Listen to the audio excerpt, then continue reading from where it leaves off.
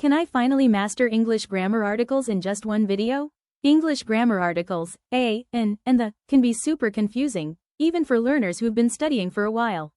But don't worry, by the end of this video, you'll have a solid grasp on how to use them correctly.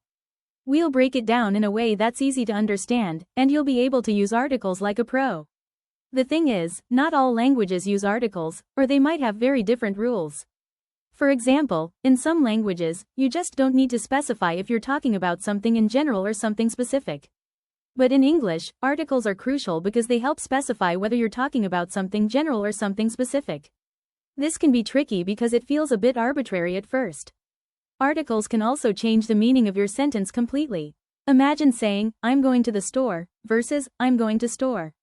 The first one implies you're going to a specific store, maybe one the listener knows about. The second one sounds like you're going to just any store. Pretty big difference, right? So, let's dive into the basics. In English, a, and the are the three articles we use. A and are called indefinite articles because they refer to non-specific nouns. You use a before nouns that start with a consonant sound and before nouns that start with a vowel sound. For example, you would say, a book, because book starts with a consonant sound, but an apple, because apple starts with a vowel sound. Simple, right? But then there's the, which is a definite article. You use the when you're talking about a specific noun that both you and your listener know about. So, if you say, I'm reading the book, it implies you're reading a specific book, maybe one you've mentioned before. A common mistake is using a or an when you should use the or vice versa.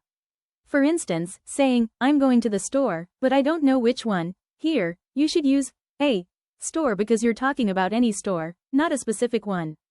To avoid these mistakes, just remember, if you're talking about something general or non-specific, use a or an. If you're talking about something specific, use the. Practicing this will make it second nature. Let's try a quick example. I'm watching blank movie tonight. Should you use a, an, or the? Well, if you're watching a specific movie, say one you've been waiting for, you'd say, the movie. But if you're just saying you're watching any movie, you'd say, a movie. So, to sum it up, a, and, an, are for general, non-specific nouns, and the is for specific nouns. The key is to think about whether you're referring to any old thing or something specific. If you've got a sentence that's tricky for you, share it in the comments below.